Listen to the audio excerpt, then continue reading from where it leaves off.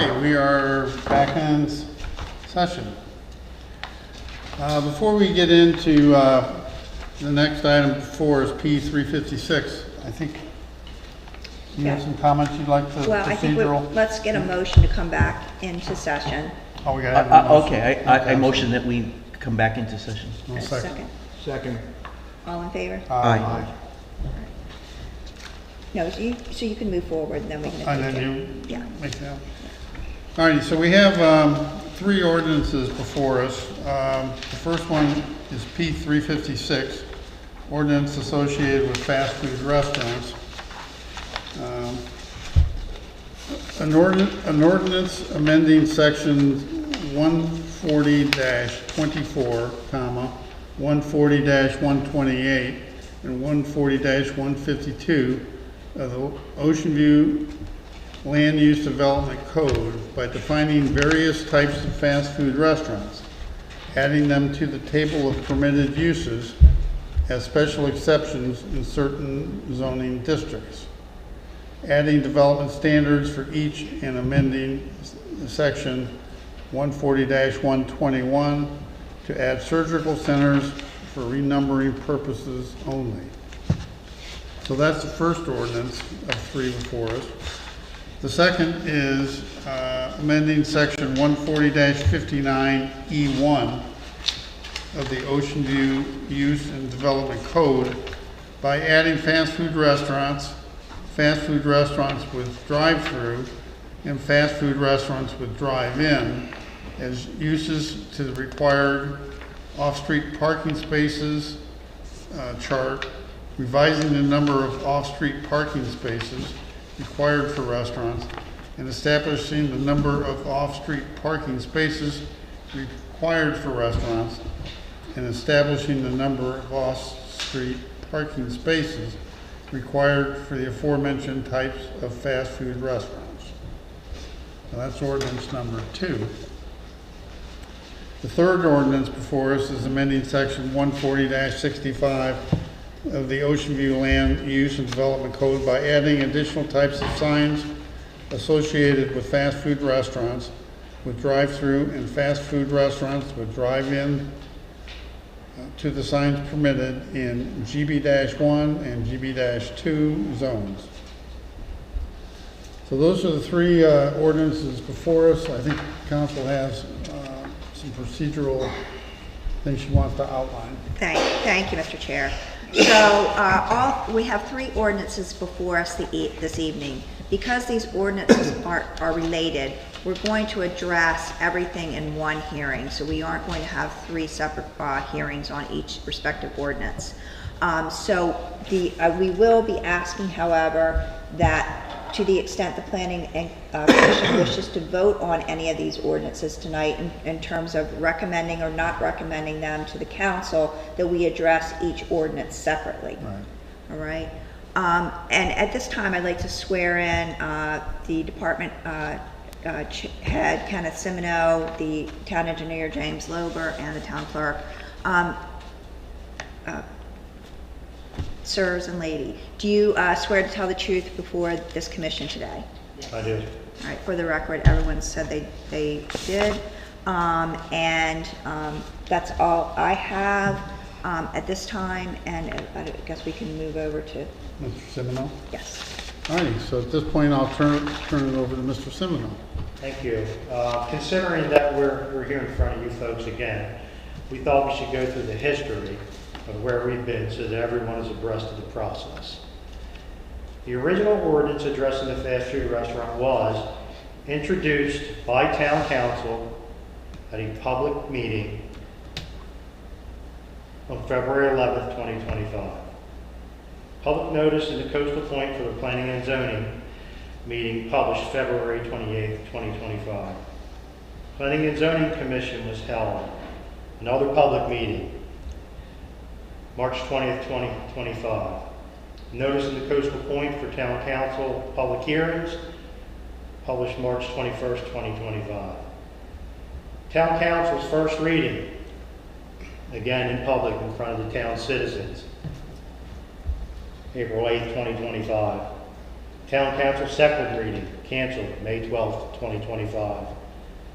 Town Council reintroduction, again another public meeting on June the 10th, 2025. Public notice of the coastal point for planning and zoning, published in the newspaper, June 27th, 2025. Which brings us to today's hearing, another public hearing, conducted transparently, immortalized by YouTube, in case you're not clear on the facts in the discussion. In clear view of the citizens of Ocean View, certainly not in any sneaky fashion. I'd like to point out that in the packets in front of you, you have correspondence from the following individuals. Walter Curran, a citizen of Ocean View, one of Ocean View's 2,636 plus citizens. Tim Willard from Fuga, Willard and Shaw, and Pamela Scott from Saul Ewing. At this point, I'll turn it over to Town Engineer Lober. Thank you. Excuse me, Mr. Semino, I do believe that there was one email that we got today as well.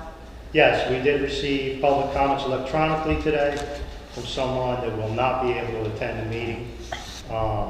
We've given the commission a copy, and we will gladly read that into the record during the opportunity for public comment. And that person was Nick Nastazos, and he has a representative that is appearing here today as well. Okay, great, thank you. So that was not in your packet given to you in advance, but we just received it today, so we provided that to you as well. Okay.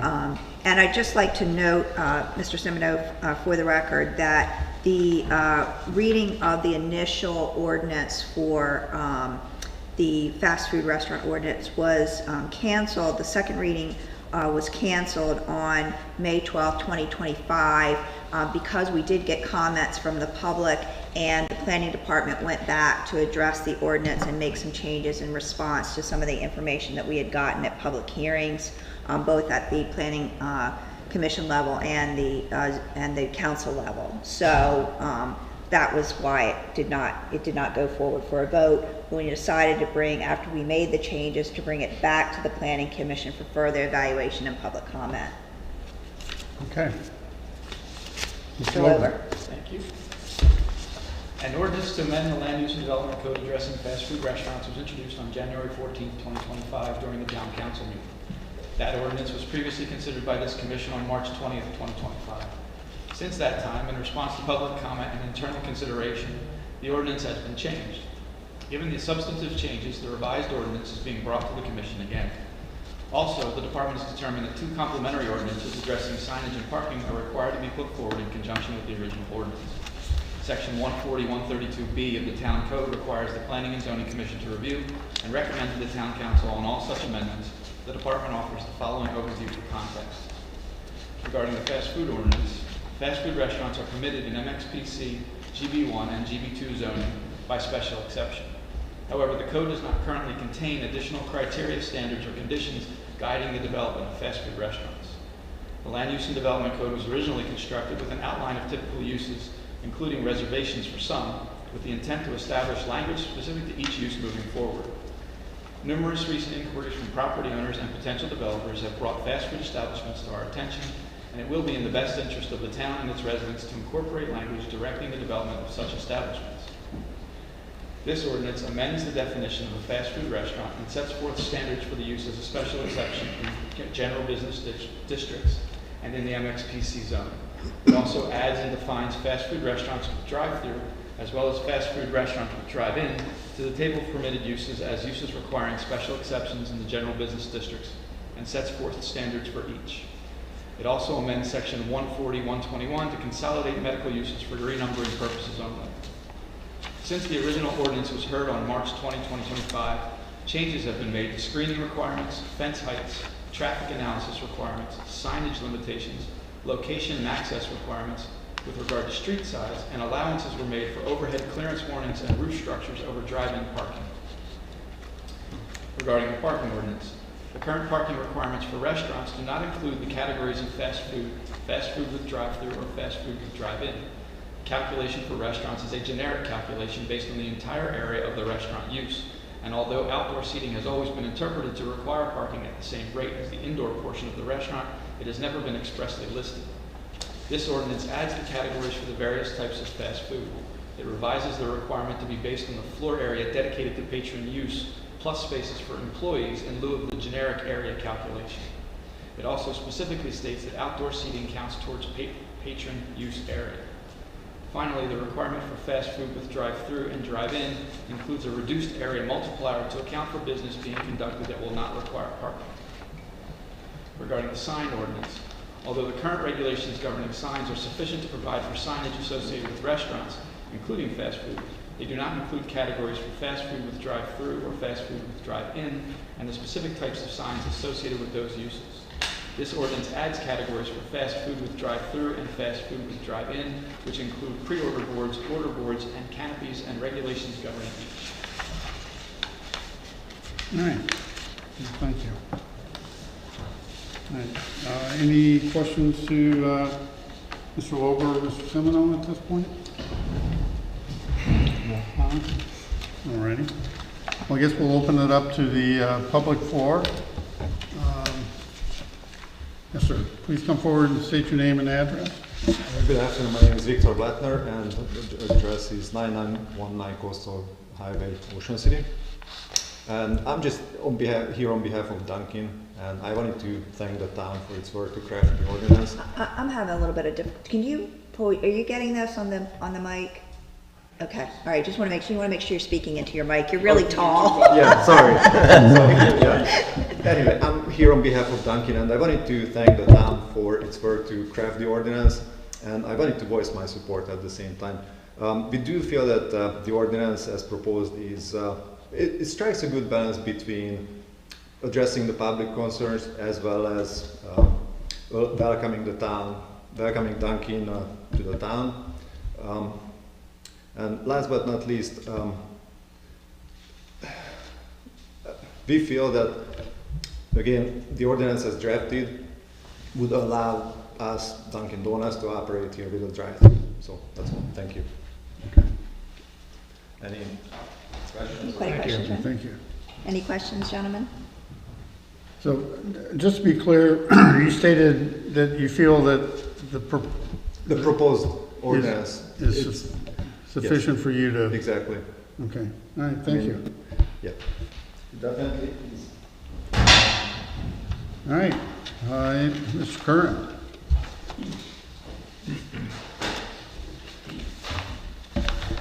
If I may, I take it already with book paper. You may have some of it already, but you don't need this to go through that right now. The top sheet is what I'll be referring to at the end of my short presentation.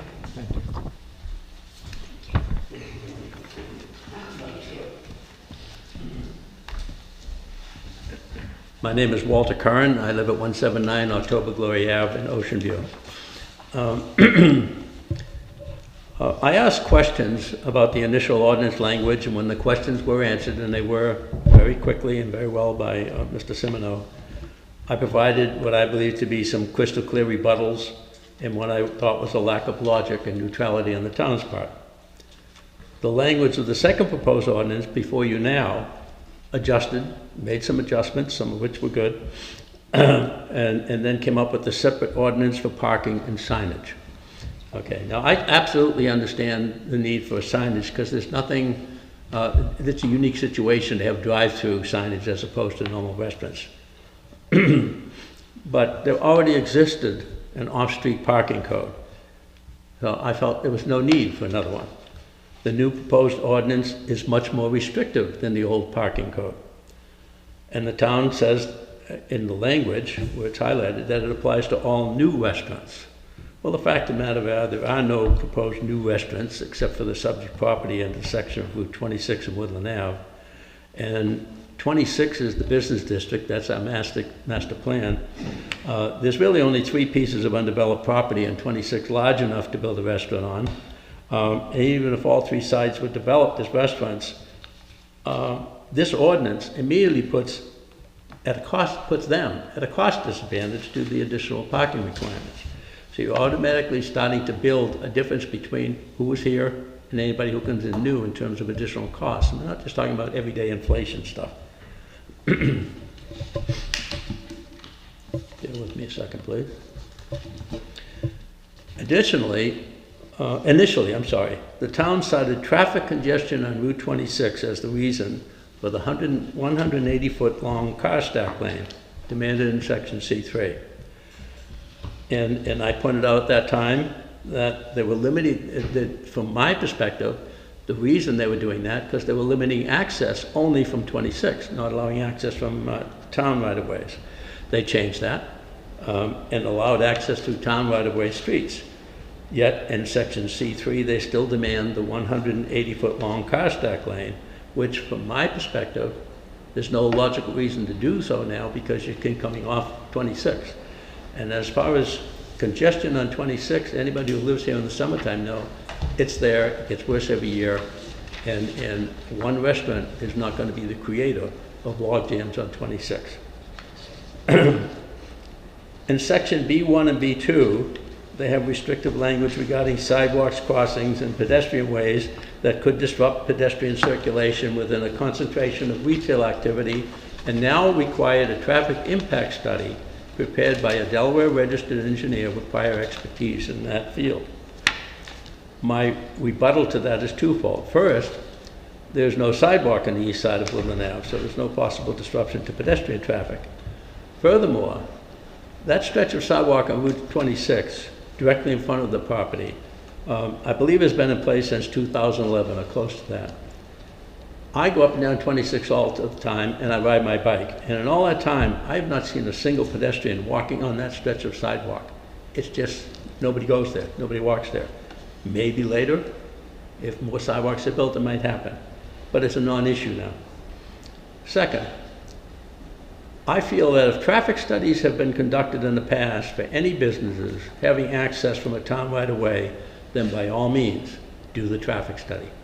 But if traffic studies have not been conducted in the past, then there's no valid reason to conduct a study, other than, from my perspective, to make it difficult to develop that property, fast food or any other restaurant.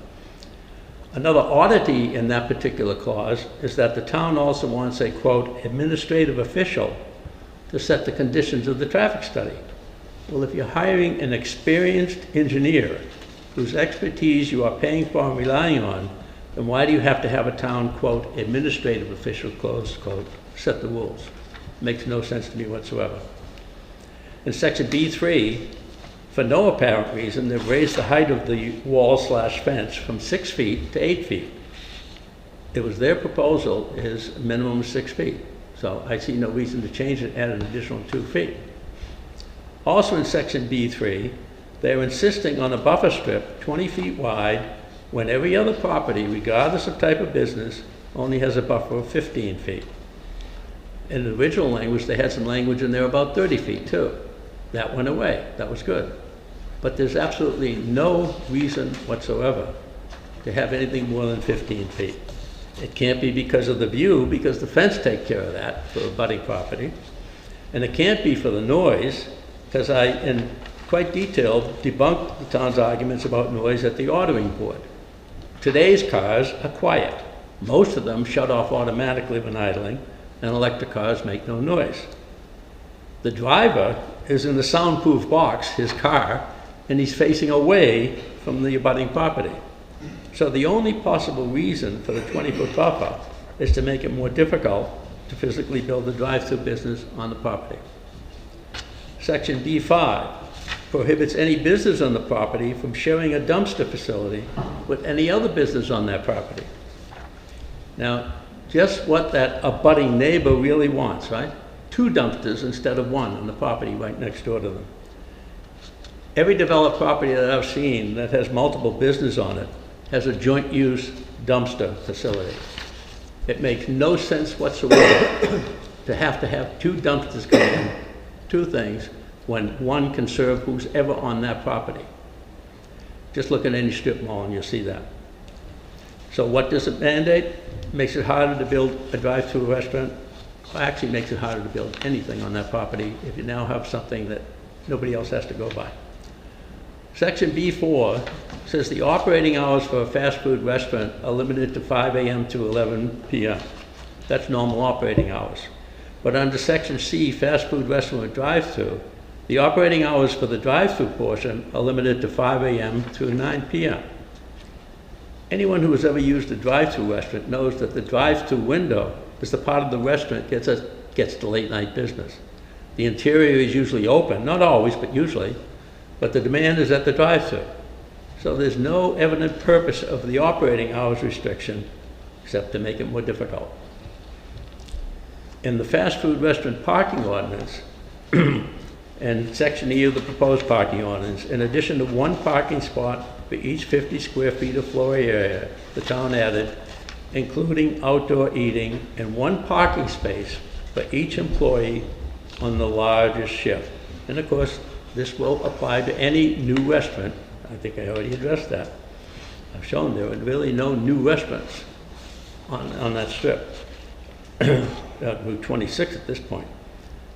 So this automatically puts anyone trying to develop that at a financial disadvantage to any other restaurant in town, fast food or not, since due to the seasonality of the area we live in, utilizing possible outdoor seating is approximately 4 months, maybe a stretch for 5, but the cost is year-round. Finally, in the new fast food restaurant with drive-through and or drive-in, they've increased the footage from 50 square feet to 75 square feet, including outdoor seating, plus one for each employee on the largest shift. Again, this makes no sense to me whatsoever. I see no practical need for it whatsoever. And I think the ad going from 50 to 75 square feet for a restaurant that practice will tell you they don't have as much people staying there for as long on a fast food restaurant. To increase that, to me, I think it's wrong. And unless I'm reading it wrong, it's possible, but I don't think so. And the town council, of course, has the ultimate decision on this, but your job as the Planning and Zoning Commission excuse me, is to recommend to the town council what you believe is appropriate, rational guidelines for businesses and in line with past decisions of this commission.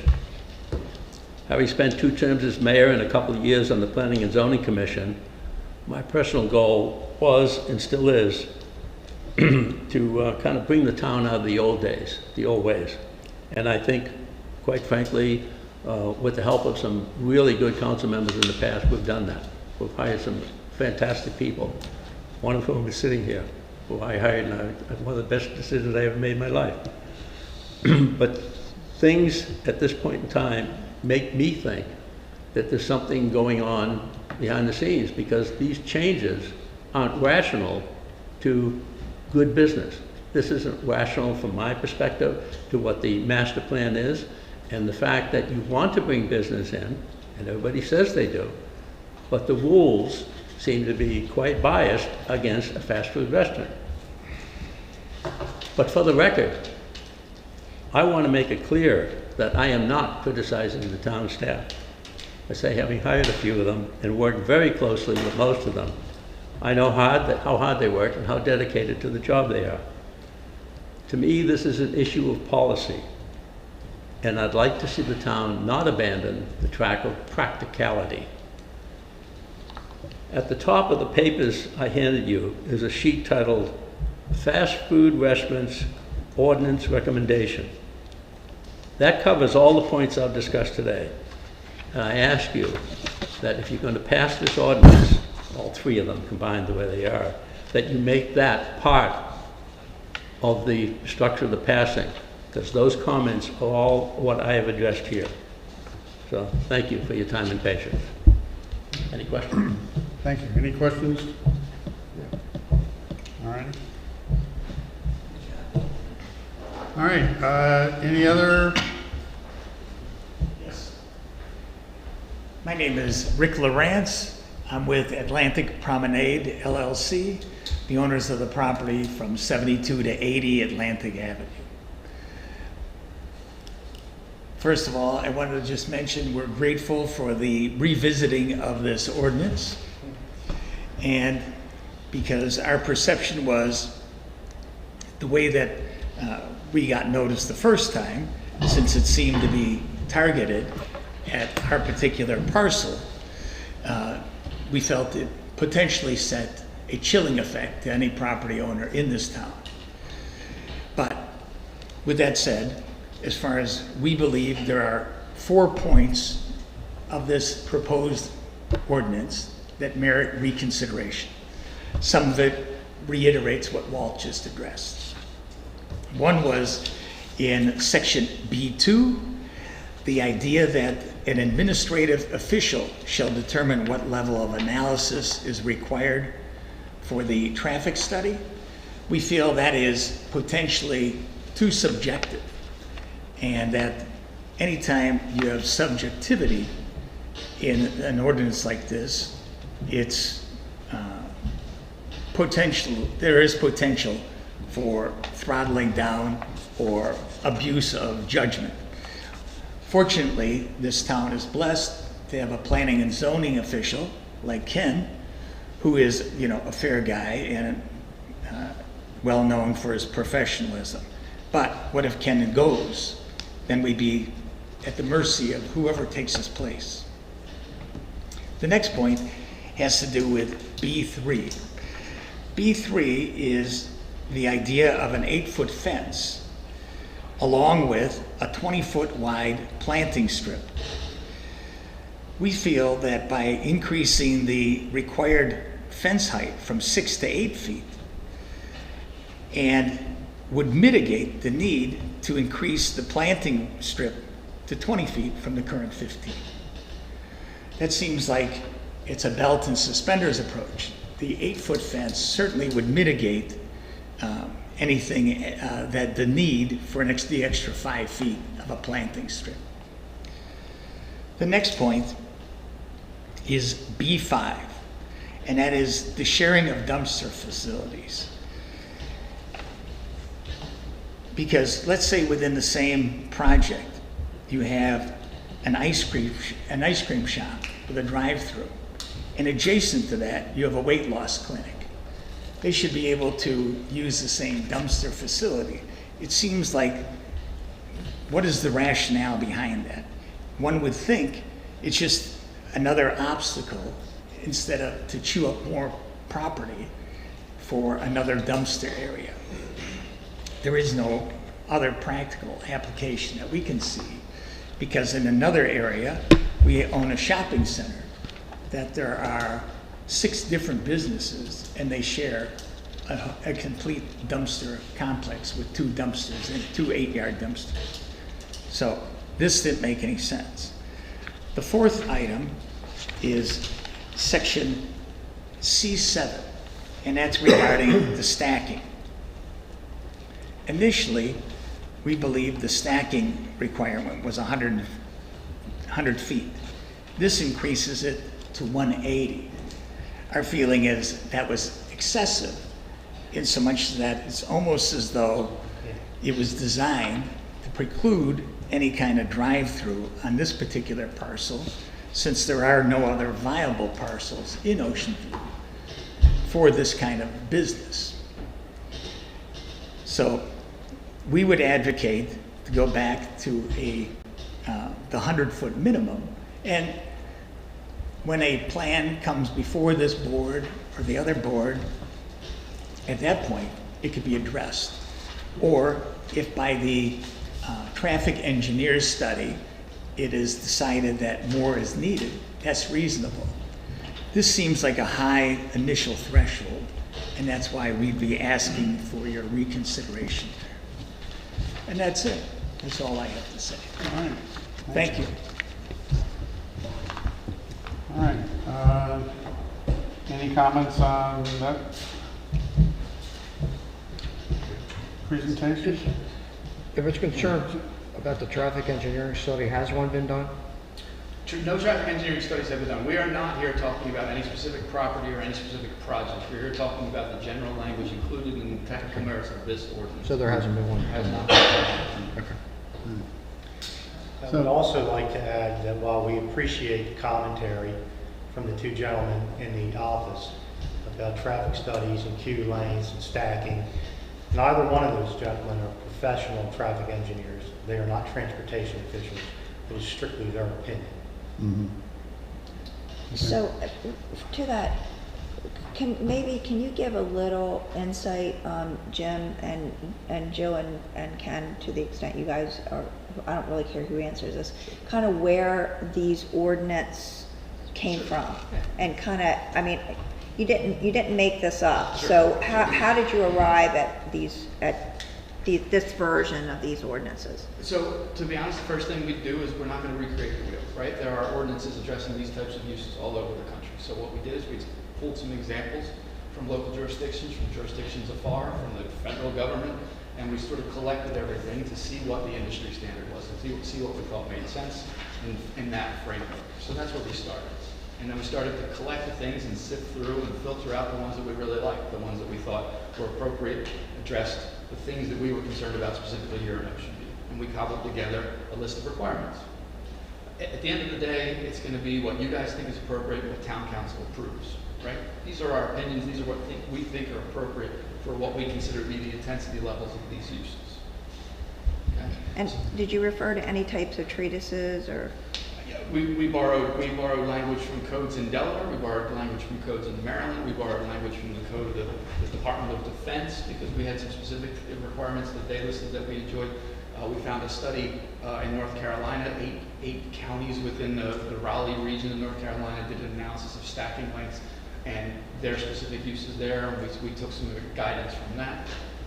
We don't believe that we're at the extreme level of anything on the long end or the short end. We think that we've got common sense, common sense values and numbers that make sense for us and that are not only in keeping with the industry standards, but in keeping with what we already have in our code.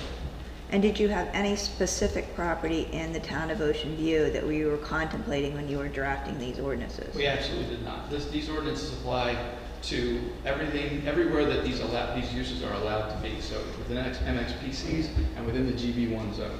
And as was testified to this afternoon by multiple people, they refer to the parcel. They refer to that specific parcel being the only place where this is feasible in town. Completely untrue. There are multiple undeveloped parcels where this could happen. There is an entire central business corridor that you see in red here, zone GB1, where anybody could come in tomorrow and redevelop an existing use with these uses. We could have 100 of these applications, right, over the next 30 years, right? There's no limit on this. There's no one piece of property. There's no 3 pieces of property. We completely wrote this with the idea of the future and protecting the town and the people. And on that point, we recognize as well that there needs to be a balance between, offering business opportunities and attracting businesses to the towns. Everybody does want that. But we've got a unique, very, very narrow central business corridor that immediately abuts residential uses. And so there's that balance there where we need to protect those residents as well. Mm-hmm. Okay. Ken, do you have any?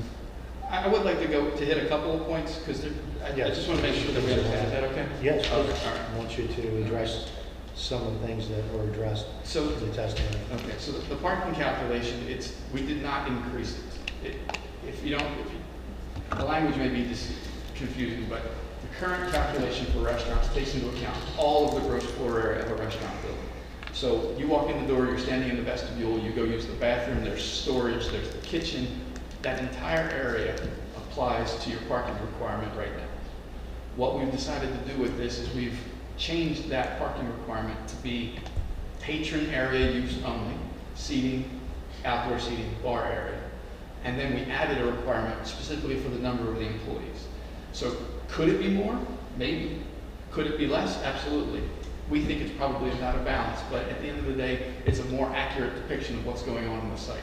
This area is dedicated to the patrons. This is the number of employees we have. That's why we changed that to read the way it does now. The 50 and 75 thing, the 75 is, although it's a bigger number, it's actually a reduction in parking. It's 1 space per 75 square feet instead of 1 space per 50 square feet. And that applies to the drive-ins and the drive-throughs because there's a significant amount of business that's being conducted through the drive-in and drive-through, and you won't need parking for that. So those places actually will be allowed to provide less parking spaces.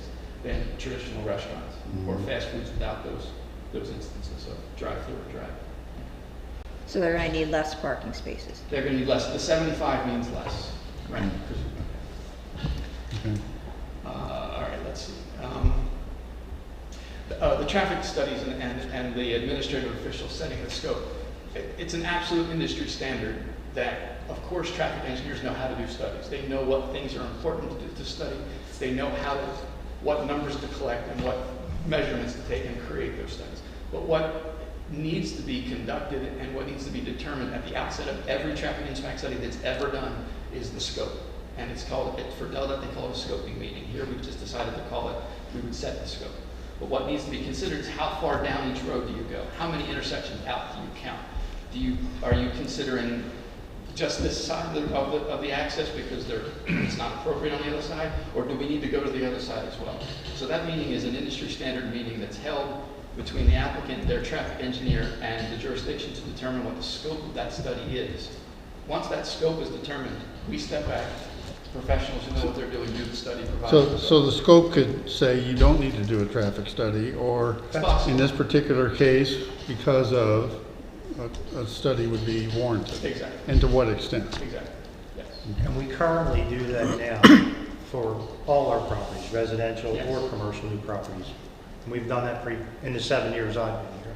I don't know what took place before I got here. Okay. Mr. Labor, anything else? Yeah, I'd like to Okay, keep going. that's great, Sure, please. okay. This is enlightening. As was mentioned earlier, the base screening requirement for all commercial zoning, all commercial uses is 15 feet. We consider these uses to be more intense than your average commercial use because of the drive-throughs, because of the drive-ins, the additional noise associated with the talk boxes and things like that. So we increased that buffer significantly, honestly, and made it 30 feet. And we included that 6-foot fence just as an additional sound barrier. We talked to members from the public, we talked to industry standard people. 30 feet seemed a little intense. We recognize that. We recognize the narrowness of our corridor and the narrowness of the properties where this might be applied. So we reduced that 30 to 20. In conjunction with that reduction from 30 to 20, we increased the fence height from 6 to 8, just as a semblance of a balance. Maybe with that 10 feet you lose in distance, you can make up a little bit more noise abatement with a couple more feet on your fence. 8 feet of an attractive fence doesn't seem to be egregious in our opinion, so that's why that number ended up where it did. So the current requirement is 15 feet or? 15, yes. Right. And so our requirement at the moment is 20, with the same planting requirements as you would put in the 15, and then the 8-foot fence. The dumpster sharing. We don't mean to state, and maybe we should change the language to make sure it's clear and everybody understands. We don't mean to state that your dumpster has to be over there somewhere separate from anybody else's dumpster. If you want to build a fence and a dumpster corral that holds 4 dumpsters, we're perfectly happy to accommodate for that to be an accommodation. We want the fast food restaurant, the restaurant to have its own dumpster. And if that happens to be housed with other dumpsters, we're fine with that. They're just more intense uses. They produce a lot more garbage, a lot more trash. And we want to make sure that we don't have overflowing dumpsters or arguments amongst tenants about who's using a bulk dumpster space. Let's see, the operating hours. I don't necessarily disagree that typically when you show up late to a fast food restaurant and other places, the inside is closed and you're pulling through the drive-thru. Unfortunately, the drive-thru is the more intensive use. The drive-thru has a talk box noise. The drive-thru has the item. We wanted to shut that down earlier, so we chose to make the drive-thru shut down earlier than the inside traffic. Again, up to you guys and the council how that gets passed. That was our thinking in the way we wrote it.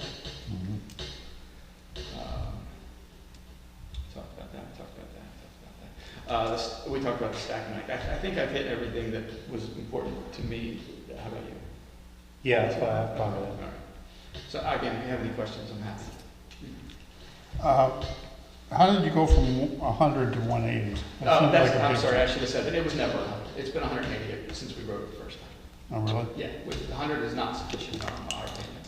180, a typical car length is anywhere from 18 to 20 feet. So 180 feet is essentially 10 cars.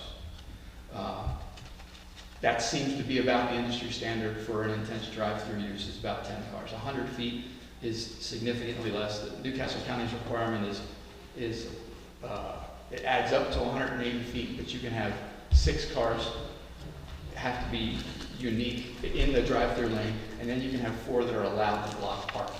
So their requirement is 180 feet. They just have this caveat where the last 4 can be in a parking aisle and they can block your parking. We didn't think that was a good idea, given how intense this could be, how much parking is going to be needed, the traffic on 26. So we just said dedicated 180 feet. But the 180 feet is a very typical number throughout the industry. Okay. Thank you, thank you very much. You answered a lot of the questions that I had, especially the one about the hours, because I never realized it was more intensive for the drive-in than the restaurant seating area.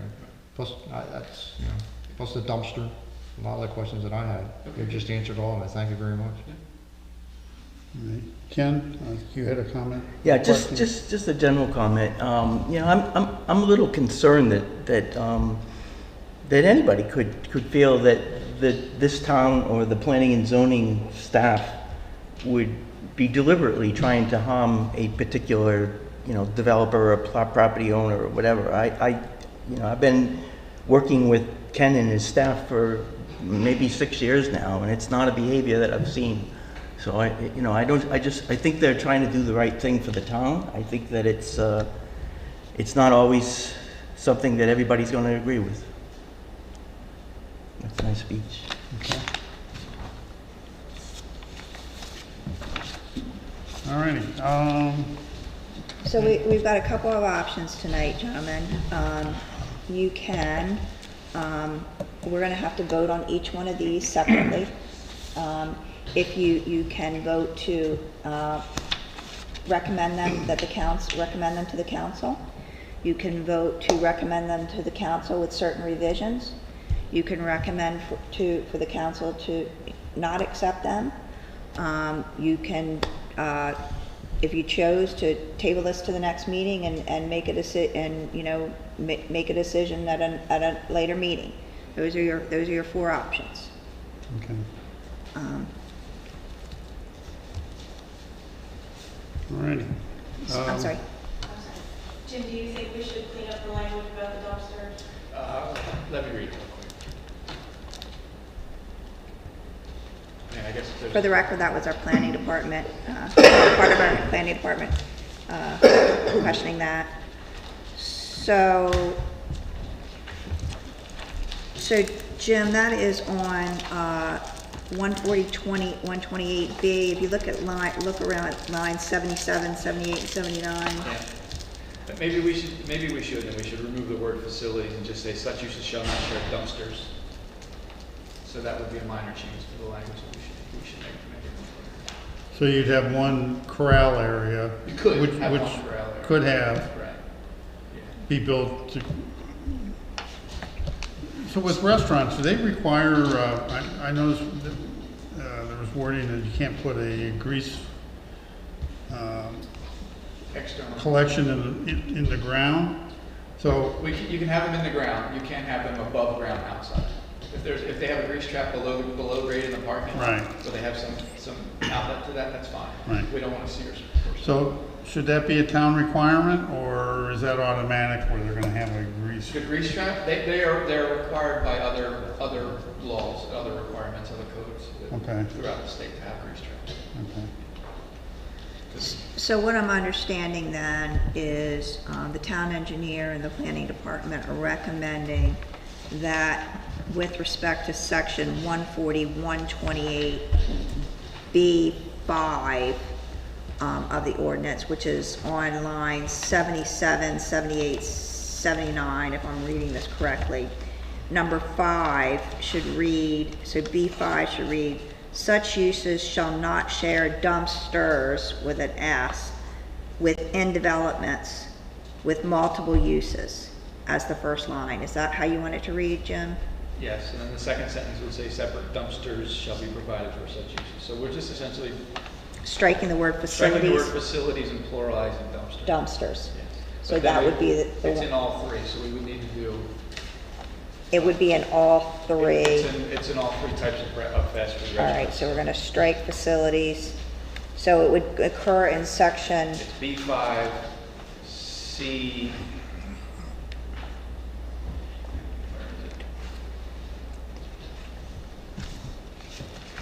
that would occur in B5, C13, C13, and D10.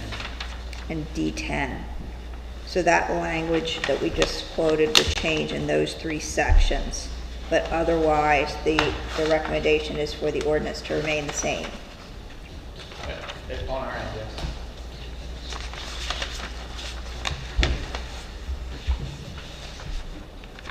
Question I have, when you guys calculated, came up with the 180 foot length, did you look at that particular property that it could facilitate that, or is that? We can look at any properties. Okay, This is not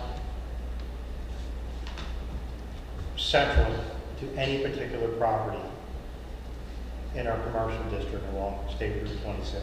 right, okay. You gotta keep in mind, your cars, they all vary in size. You know, you could have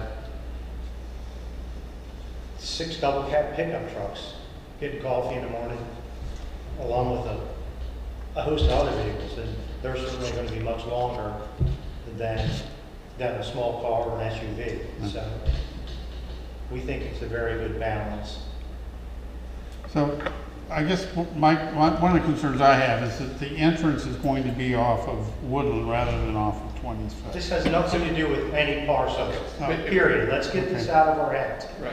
Okay, All right. This ordinance doesn't have any of it. No, okay, but This ordinance is not parcel specific.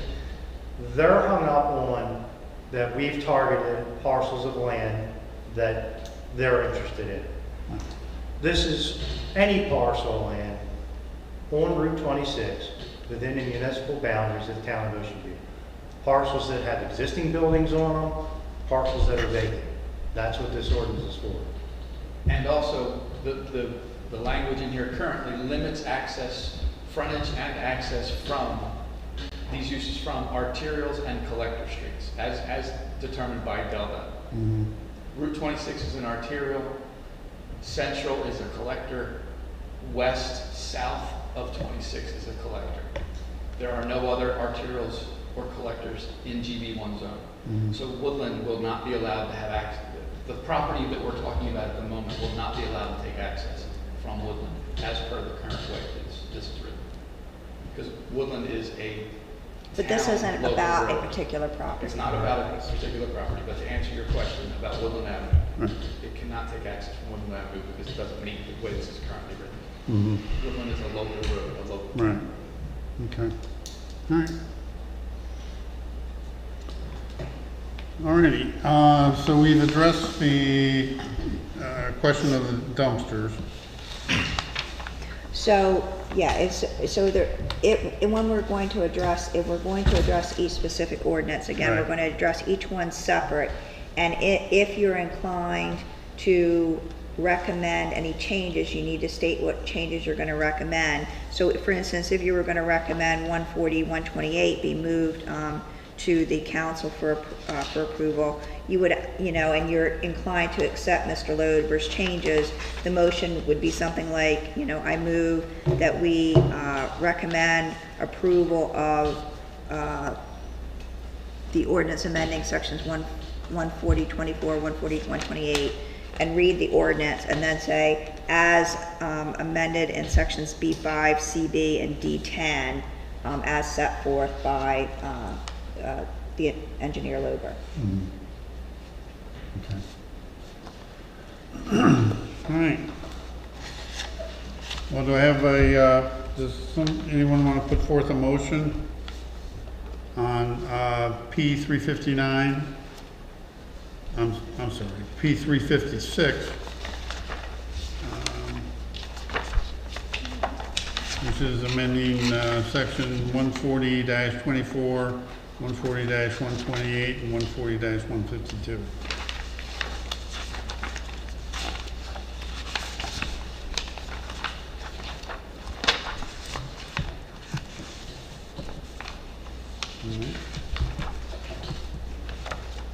not have a motion?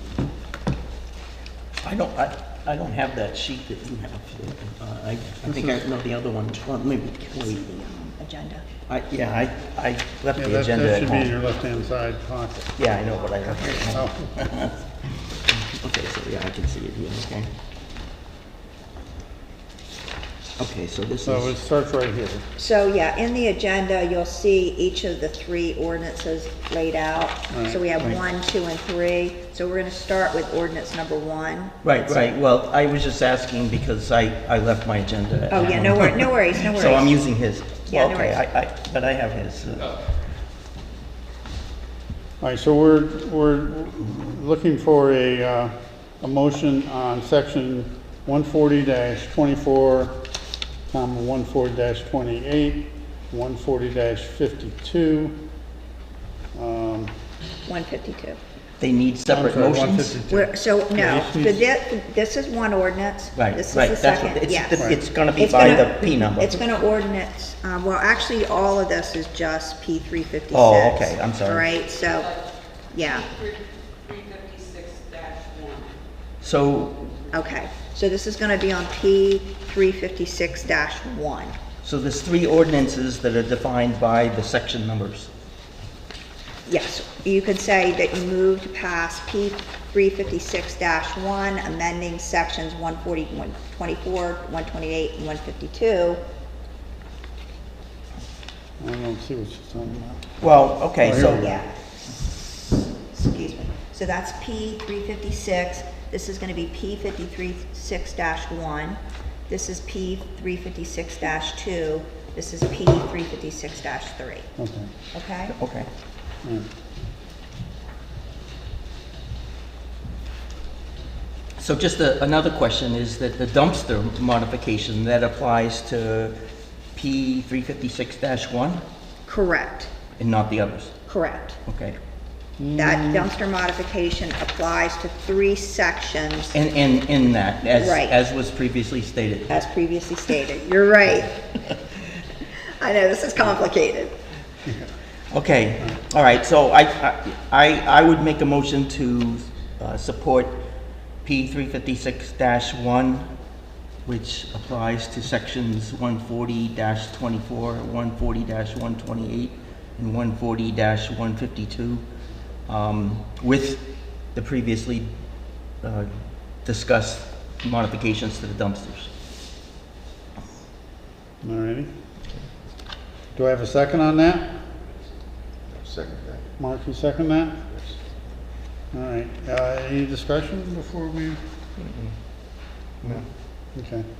So, all in favor of the ordinance, or the motion put forward by Ken? Those, all in favor? Aye. All opposed? Nay. So the motion passes 3-1.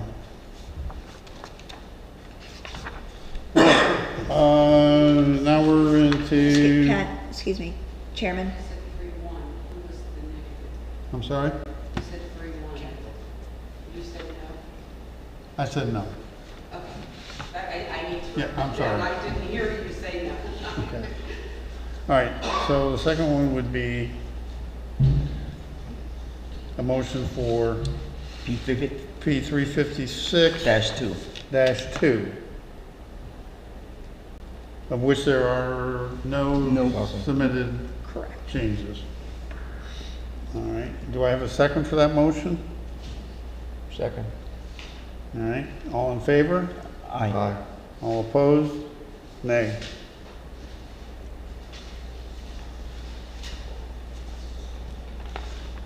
And then the third ordinance is P 356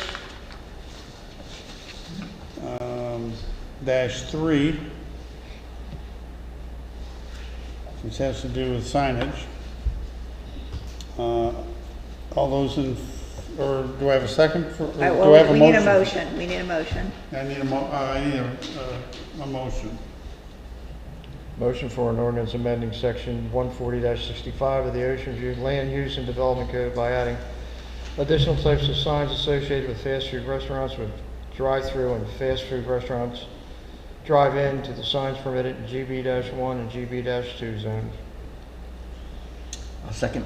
Okay. All those in favor? Aye.